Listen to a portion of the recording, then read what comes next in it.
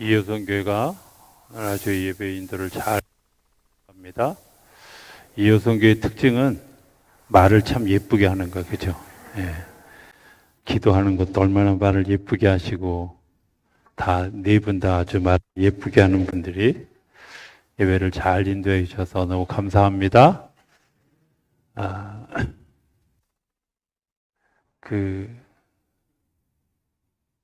제가 가만히 생각해 보면, 이렇게 싸구려 음식을 되게 좋아하는데, 특별히 길에서 파는 음식들을 좋아합니다. 근데 그 중에 하나 이제 호떡을 좀 좋아하게 된 배경을 좀 잠깐 이야기를 하고 설교를 시작했으면 좋겠습니다. 제가 어려서 방학 때 귤 장사를 했던 적이 있어요. 근데 귤 장사할 때 옆에 며칠 동안 제가 고민을 하면서 쳐다봤던 호떡집이 있었던 거예요.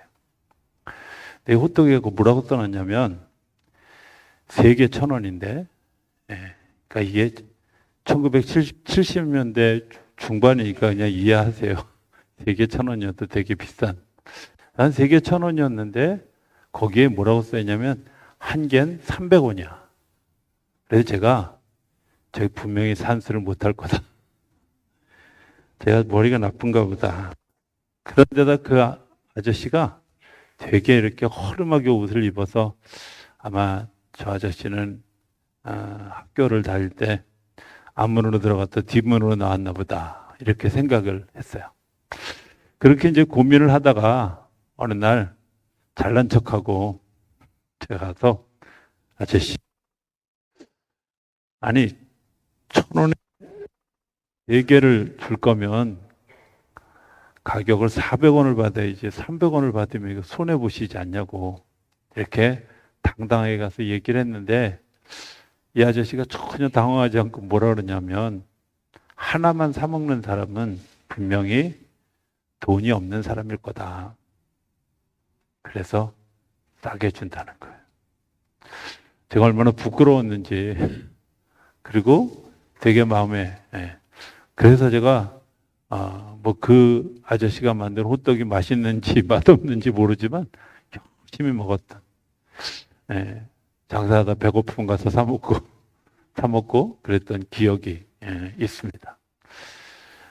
제가 이제 제 스스로 속은 거죠. 어쩌면 속았다. 행복한 속음이 있긴 하지만 속았다. 그런데 우리 사회는 그런 그 속임 때문에 사람들의 인격을 파괴하는 일들이 참 많이 일어난다. 이런 생각을 하게 돼요. 십계명을 이렇게 들여다보면 생명을 보호하기 위해서 하나님은 살인하지 말아라. 사람들을 순결하게 보호하기 위해서 간음하지 말아라. 또 사람들로 하여금 자기 재산을 지키게 하려고 도둑질하지 말아라. 또 사람들의 인격을 보호하시려고 거짓말하지 말아라. 이렇게 가르쳤다고 생각이 되어집니다. 인격의 침해를 받는 일, 이렇게 거짓말하는 거죠. 아이들이 가장 충격을 받는 때가 언제냐면 엄마가 거짓말할 때입니다. 탈무드에 보면 한 아이가 엄마가 거짓말하는 것을 보고 하늘이 무너지는 충격을 받았다. 이런 표현이 나옵니다. 그럴까? 라고 생각했는데 진짜로 그럴 것 같아요. 적어도 세상에 다 거짓말을 해도 우리 엄마는 거짓말하지 않아. 언젠가 제가 설교하면서 그런 얘기 했죠? 탈무드에 이런 이야기가 나와요. 아이들이 하나님이 있다 없다 이야기하는데 한 아이가 당당하게 하나님은 계셔 이렇게 얘기하니까 어떻게 알아? 우리 엄마가 그랬어. 하나님은 살아계시다고. 굉장히 행복하고 굉장히 확신 있는 이야기라고 생각이 되어집니다. 그런데 성경은 한 번 더 나가서 뭐라고 얘기하냐면 스스로 속이지 말아라 이렇게 얘기해요. 갈라디아서 6장 7절에 보면 한번 띄워봐 주실래요?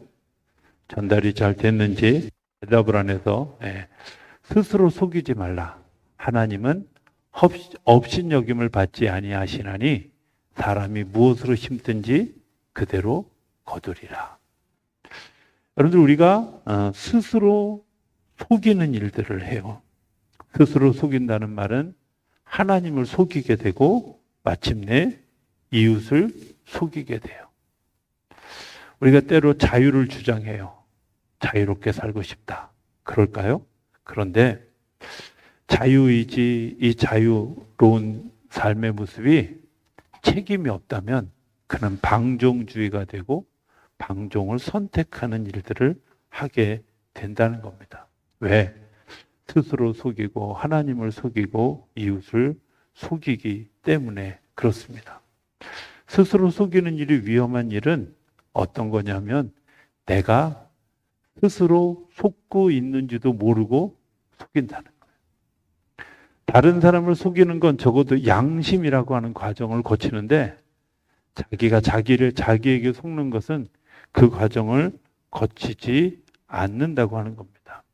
심리학자들은 이 거짓말의 이유를 교만하기 때문이다 라고 이야기해요. 사실 겸손한 사람은 거짓말할 필요가 없어요. 왜?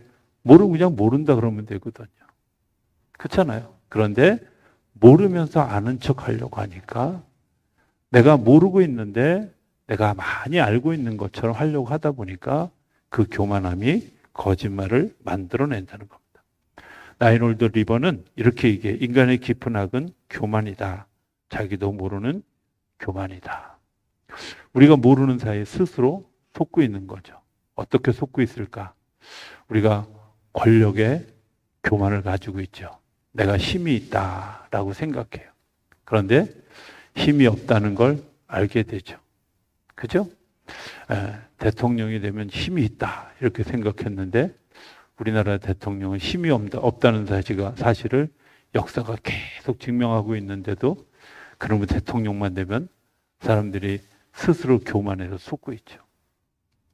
지식적 교만도 있어요. 내가 알고 있다 생각하는데 사실은 몰라요. 가끔은 성경을 읽다가 제가 교만했구나, 겸손해야 되겠구나 이런 생각을 할 때가 있어요. 아니 성경을 정말 수없이 읽었는데도 불구하고 어느 날 성경을 읽다 보면 이런 말이 성경에 있었어? 이런 때 없으셔요? 있잖아요. 내가 알고 있는 것 같은데 사실은 모르는. 또 내가 많이 알고 있다고 해도 그게 그렇게 큰 의미가 없다는 사실을 알게 되죠. 또 하나 있는 교만이 있는데 도덕적인 교만입니다. 나는 남보다 더 도덕적이야, 윤리적이야 이렇게 생각하는 것이 우리를 병들게 한다는 거예요.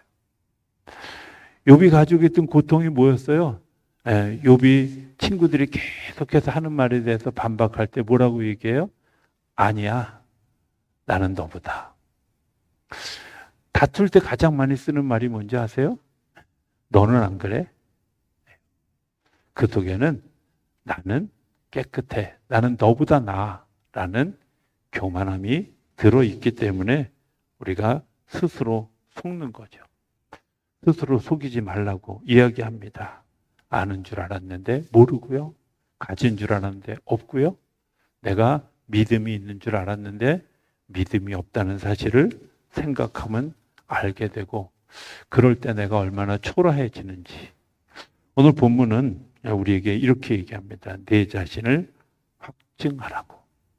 자신을 스스로 증거하라고. 내 속에 믿음이 있는지 확인해 보라고 하는 것을 이야기합니다. 자, 우리 한번 생각해 보면 이런 거 아니겠어요? 내가 믿음이 있다고 생각했어요. 그리고 성실하게 산다고 생각했어요. 그런데 그렇지 않다는 사실을 발견하게 되죠. 내가 믿음이 있는가? 하나님을 믿는 믿음이 있는가? 그 믿음을 확증해야 한다는 겁니다. 제가 정말 신세계, 영적인 신세계, 심리학적인 신세계를 이렇게 보게 해준 폴 트루니에라고 하는 인격의학자가 있습니다. 이번엔 장로교회 교인이기도 하고 의사이기도 하고 그리고 융학파의 아주 굉장히 완성된 심리학을 전공한 그런 아주 유능한 폴 트루니에라고 하는 분이 있습니다. 서로를 이해하기 위하여라고 하는 그 책에 보면 다음에 세 가지를 위해서 사람의 세 가지를 굉장히 중요하게 서로를 이해하기 위해서 먼저 서로를 이해하기 위해서 내가 이해하려는 생각을 해야 된다는 거예요. 내가 그 사람을 이해하기 위해서 understand 해야 돼. 내려앉아야 된다는 거예요. 이해하려고 최대한 이해하려고 자기 자신을 내려놓아야 된다. 두 번째는 이해하기 위해서 자기 자신을 잘 표현하는 훈련을 해야 된다는 거예요. 여러분들 이런 거 아시잖아요. 내가 막 속에 짜증이 났어요. 자기 짜증이 난 걸 내가 지금 짜증이 났어. 이렇게 표현하는 사람은 잘 없어요. 그냥 짜증을 내지. 그렇죠? 내가 화가 났어요. 화가 났을 때 어떻게 표현해? 나 지금 이런 일 때문에 화가 났어. 이렇게 얘기해야 되는데 화를 내죠. 그거는 이해하려는 게 아니에요. 내가 이해받고 이해하기 위해서 해야 될 일은 뭐예요? 당신 그런 것 때문에 내가 불편해. 화가 났어. 어려워. 이렇게 표현해야 된다는 거예요. 그래야 감정적 교류가 이어져 간다는 거죠. 오늘 우리 안에 그런 솔직한 대화들이 없어요. 그러다 보니까 뭐가 없냐면 다른 사람과 내가 차이가 있다는 사실을 우리가 잘 모르는 거죠. 오늘 독서 토론하면서 그런 얘기 했어요. 하필이면 위험한 이슈를 가진 책을 선택해가지고 어떤 모 권사님이 선량한 차별주의 뭐 이런 거였죠, 그죠? 도대체 선량한 차별주의자가 뭔가 열심히 읽는데 막 머리는 아프고 되게 복잡하더라고요. 근데 여러분들 이런 거잖아요. 차이하고 차별하고 다른 게 있어요. 차이는 뭐예요? 그냥 차이가 나는 거예요. 차별은 차이가 난다고 단정해버린 거예요. 인격이라고 생각하는 거예요. 오늘 우리가 많은 사람들이 너는 그래 라는 인격에 대한 구분을 해놓고 나니까 사람들을 이해할 수가 없는 거예요. 받아들일 수가 없는 거예요. 수용할 수가 없는 거죠. 오늘 우리가 왜 내 자신을 돌아보지 못하게 하는가? 내가 나를 표현할 줄도 모르고 남과 다른 것도 인정할지 모르고 다른 사람을 이해하려고 하는 마음이 없기 때문에 내가 내 스스로를 이해할 수 없다는 거예요. 저는 그중에 가장 중요한 질문이라고 생각하는 이 폴 트루니에의 이야기 가운데 하나가 이런 겁니다. 가장 중요한 질문은 이 모든 생각 속에 그리스도가 있는가? 여러분들의 생각 속에 그리스도가 있는가? 그리스도의 마음이 있는가? 그리스도의 뜻이 있는가? 물어봐야 돼요. 내가 이런 행동을 했어요. 그런데 이 동기가 주님의 뜻이었는지, 이 동기가 주님의 계획 가운데 있었던 건지, 내가 믿음으로 시작한 건지 라고 질문하여야 된다는 거예요. 그래서 그 믿음을 확증해 가는 거죠. 오늘 우리가 많은 근심과 걱정을 합니다. 근심 걱정은요, 내가 믿음이 없는 것을 증명하는 거예요. 근심할 이유가 없잖아요. 하나님이 이끌어 가시는데, 많이 들은 얘기죠? 근데요, 정답이에요.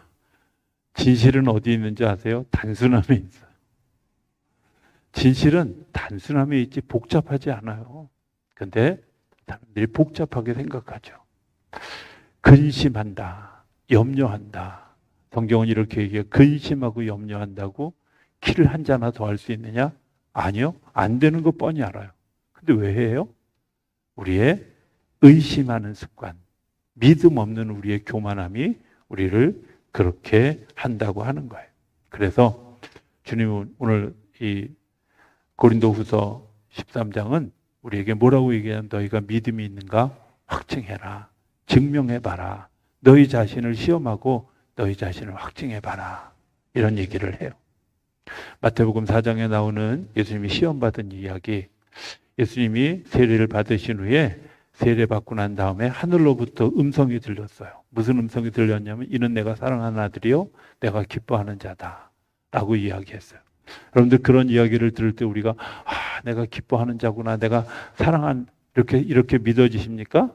여러분들 그 믿음을 가지고 성경 끝나는 17절이 끝나는 4장 1절에 뭐라고 얘기하냐면 예수님께서 성령에 이끌려 광야로 나가 40일 동안 금식했다는 거예요. 여러분들 사단의 시험을 받는데 성령에 이끌려서 광야에서 시험을 받게 됐다는 거예요. 내가 의도적으로 하지 않았지만 성령께서 나를 확증하기 위해서 내가 사랑받는 자녀라고 하는 사실, 하나님이 나를 기뻐하는 자라는 사실을 확증하기 위해서 우리를 때로는 시험 가운데 놓을 텐데, 그 시험 가운데 있을 때 사단이 우리에게 이야기하는 거, 너 능력 있잖아. 그 능력 있는 거 가지고 빵을 만들어서 먹어. 왜 굶어? 이런 거예요. 하나님이 너를 사랑한다고 너를 굶길 리가 없잖아. 여러분들 때로는요, 하나님이 우리를 사랑하시기 때문에 금식하게도 하셔요. 제가 사석에서 자주 그런 얘기 하거든요. 제가 처음 장기적으로 열흘 금식하면서 그날 아침에 겪었던 그 경험이 너무 행복했던 거예요. 5일째인지 6일째인지 그랬던 것 같아요. 막 힘이 빠지고 막 되게 몸에 이제 힘이 쭉 빠져서 아무것도 할 수 없을 때 밤에 이제 꿈을 꾼 거예요. 꿈을 꿨는데 제가 중국집에 가면 늘 먹는 게 짜장면이고 많이 먹어야 탕수육인데, 그날은 주님이 뭐 난자완스, 뭐 팔보채, 잠깐 구경도 한 적이 없는 음식들을 차려주셨어요. 근데요, 금식 중이잖아. 배고프니까 내가 금식 중인데 먹어도 돼? 그러면서 또 열심히 먹어요. 꿈이니까. 근데 정말 놀라운 건요, 맛있게 먹었고, 근데 그 다음날 아침부터 힘이 나는 거예요. 죄송합니다. 이해할 수 없는 얘기를 해서 너무 죄송합니다. 그런데요, 정말 놀라운 것은 금식하길 잘했다, 이런 생각이에요. 장기 금식할 때쯤이면 하나님은 언제쯤 또 먹여주시려나, 그거 한 번 더 먹어봤으면 좋겠는데, 이런 생각이 들 때가 너무 많이 있어요. 여러분들 그게 믿음을 확증하는 거예요. 내가 만들지 않아도 주님이 나를 사랑하시기 때문에 나를 먹이신다는 것을 믿으니까 굳이 돌을 가지고 떡을 만들지 않아도 돼요. 시험을 두려워할 이유가 없어요. 이야기합니다. 네가 센세이션에서 뭔가 사람들이 할 수 있는 대단한 사람인 걸 좀 드러내라. 그리고 하나님이 너 사랑한다며, 사랑하니까 너 성전 꼭대기에서 뛰어내려봐. 천사들이 너를 받쳐줄 거야. 이렇게 시험하는 거예요. 하나님이 나를 사랑한다며, 사랑하기 때문에 그것을 막 증명하기 위해서, 나타내기 위해서, 뭔가 뽐내기 위해서 내가 무엇을 해야 된다고 사단이 우리를 시험하는데, 죄송하지만 주님은 그렇게 시험하는 게 아니라 내가 가만히 있어도 주님이 나를 사랑하신다는 사실을 알게 하셔요. 알게 하셔요. 고난 가운데 나를 보호하시고, 오래된, 누구나 다, 하도 많이 목사님들이 써먹어도 누구나 다 아는 얘기이기 때문에 제가 짧게 얘기하면 이런 거잖아요. 어느 날 사람이 꿈을 꿨는데 자기 지나온 인생의 모습을 발자국으로 보여줘요. 많은 사람들의 발자국이 있는데 자기가 어려울 때는 발자국이 4개더래. 그래서 주님께 물어봤대요. 주님, 이 발자국은 왜 4개예요? 그랬더니 네 발 2개 하고 내 발 2개 하고 4개다. 근데 정말 어려울 때는 발자국이 2개밖에 없더래요. 그래서 이 사람이 꿈속에서도 화가 나서, 예수님, 제가 정말 어려울 때는 왜 저를 버려두고 가셨습니까? 라고 질문했다죠. 뭐 했어요? 주님이 나를 안고 가셨다는 거예요. 여러분들, 내가 정말 힘들면 주님이 나를 안고 가시는 거예요. 주님이 나와 함께 가시는 정도가 아니라 내 힘든 것 때문에 주님이 나를 안고 가시는 거죠. 그것을 경험했을 때, 내가 극한의 아픔을 경험했을 때 주님이 위로하시고 주님이 이끌어 주시고 주님이 나를 세워주시는 것들을 알게 하시는 거죠. 이야기합니다. 나에게 절하라. 천하만국을 주겠다. 여러분들, 천하만국을 얻기 위해서 사단에게 절하는 것이 아니라 영원한 나라를 얻기 위해서 내가 하나님을 바라보는 거죠. 하나님이 우리를 사랑하신다고 하는 말은 하나님이 나를 기뻐하신다고 하는 말은, 내가 하나님의 백성이 되었고 하나님의 자녀가 되어졌다는 말은 이 땅에서 누리는 권세뿐만 아니라 하늘에서 누릴 권세까지 우리에게 주신다고 약속하신 거예요. 여러분들, 꼬질꼬질한 작은 돈으로 세상과 바꾸지 마세요. 여러분들의 초라한 꿈을 가지고 미래의 축복을 까먹지 마세요. 하나님 우리에게 놀라운 것들을 준비해 두시고 계획해 두시고 이끌고 계신다는 사실을 기억해요. 여러분들, 시험 받을 때 우리가 뭐 해야 돼요? 자신을 바라보는 거예요. 내가 무엇을 바라고 있는가? 내 마음 깊은 곳에 생활의 목적은 도대체 뭔가? 라고 질문해 봐야 돼요. 내가 이런 행동을 하는 행동의 동기가 도대체 무엇인지, 내가 지금 이렇게 고난받고 있는데 이 고난 속에서 나는 무엇을 생각하고 있는지, 내가 무엇을 바라보고 있는지, 여러분들 그거 돌아보지 않으면 내가 믿음이 있는지 없는지, 내가 하나님의 사랑을 받는 자녀인지 아닌지 확증할 수 없는 거예요. 그래서 때로는 우리가 예상하지 않은 어려움이 있어요. 생각하지 않은 어려움이 우리 안에 와요. 어쩌면 그 아픔은 정말 내가 나를 탁 건드리면 되는 아킬레스건 같은 그런 모습으로 우리에게 와요. 근데 그때 나는 하나님의 마음을 잘 이해하고 있는지, 하나님의 계획을 잘 이해하고 있는지, 나는 믿음으로 바라보고 있는지 물어보는 거예요. 그 중에 하나가, 제일 중요한 건 내가 믿음이 있는가, 그리고 그 다음에는 내 마음에 사랑함이 있는가 하는 거예요. 사랑함이 동기가 되어졌다면 그것은 믿음이고 선한 열매를 맺어요. 어거스틴은 우리에게 이렇게 얘기합니다. 사랑이 있는 믿음은 그리스도인의 믿음이요, 사랑이 없는 믿음은 귀신의 믿음이다. 그런데 우리가 믿음을 가지고 있다고 하면서 사랑할 수 없다면 그건 귀신의 믿음이라고까지 이야기해요. 내가 정말 사랑함이 있는가? 진실한 사랑함이 있는가? 사랑이라고 하는 것을 내가 하고 있는가 하는 거예요. 조그만 간증 같은 간증 얘기를, 제가 용산교회라고 하는 교회를 이제 전도사로 부임하게 되어졌습니다. 많은 분들이 말렸습니다. 저를 특별히 사랑하는 제 친구 어머님은, 너 그 교회 가면 이제부터 나볼 생각하지 마라. 그분은 여군이셨어요. 여군, 여자 군인이셨어요. 근데 그 어머님이 저한테 아주 강력하게 가지 마라, 아주 이렇게 얘기하셨어요. 저를 너무 아끼고 사랑하셨어요. 근데 하나님의 강권적인 마음이 있어서 제가 이제 그 교회에 부임하게 되었죠. 가보니까 이제 첫날부터 아주 험난하더라고요. 일단 목사님은 되게 막 거칠어요. 켈러부대 출신들을 제가 안 좋아하는 이유 중에 하나가 그분 때문에 되게 안 좋아하는데, 어쨌든 막 싸납고 막 그래요. 막 교회 가니까 교회가 막 교인들이 불만이 너무 많은 거예요. 그들의 소원은, 간절한 소원은 통일이 아니라 우리 목사님이 빨리 딴 데 가는 거예요. 그게 그 교회 교인들의 소원이에요. 저는 그 교인들의 그 마음을 제가 이해해요. 어쨌든 제가 3년을 버텼어요. 버티는데 이제 더 이상 내가 교인들을 만류하고 교인들을 도와주면서 좀만 참으세요, 하나님의 때가 있습니다, 이렇게 만류하는데 한계점에 왔어요. 그래서 9월 달에 하나님 앞에 이런 결심을 하고 이제 기도를, 제가 처음으로 제 문제가 아닌 다른 문제를 가지고 금식 기도를 했던 첫 번째 기도의 사건이었어요.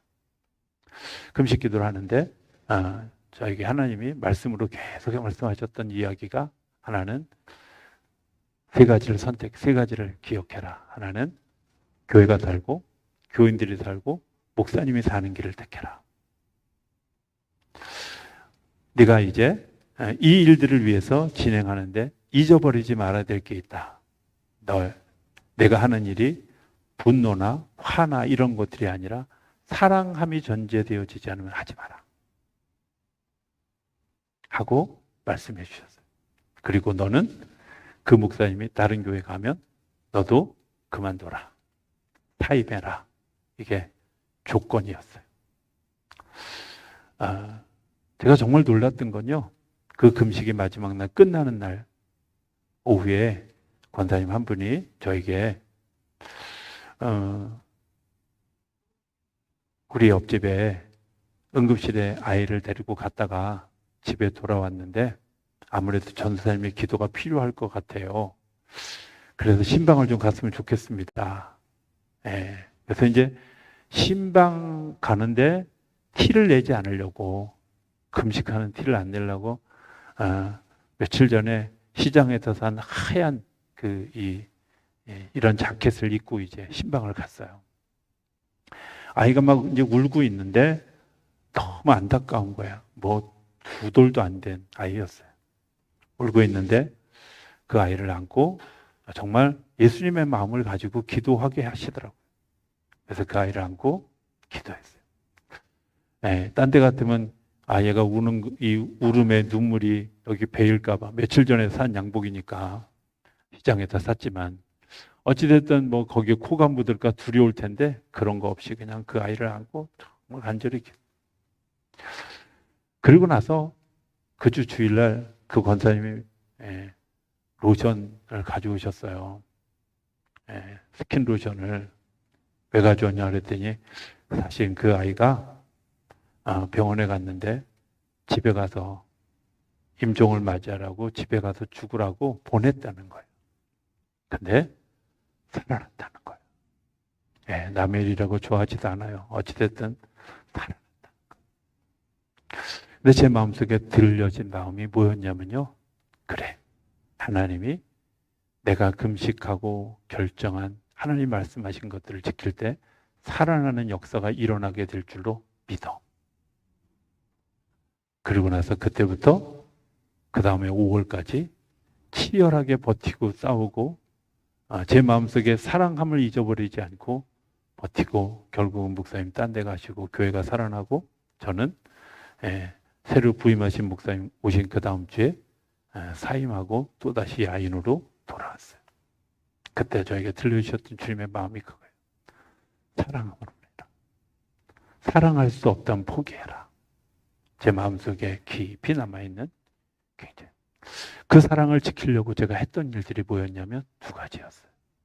매일 말씀을 묵상하고 매일 기도할 때마다 하나님, 내가 내 안에 사랑이 식어지지 않게 해주십시오 하는 거였어요.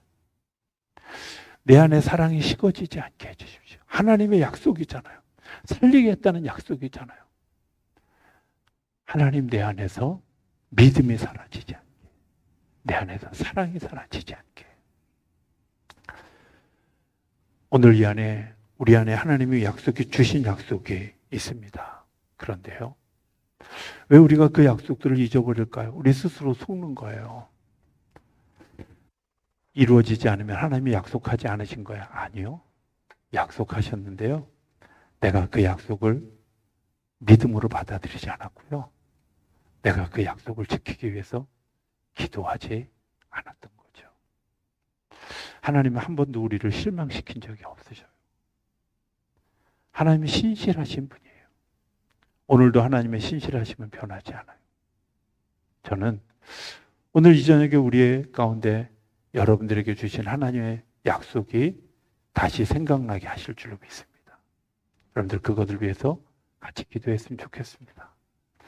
하나님이 오늘 우리에게 내가 믿음이 있는가, 내게 사랑함이 있는가 물어보실 때 나는 어떤 모습인가, 우리 스스로에게 속지 말고 한번 좀 확증해 봤으면 좋겠습니다. 하나님께서 확증시켜 주실 놀라운 일들이 오늘 우리 가운데, 성령의 역사 가운데 일어나게 하실 줄로 믿습니다.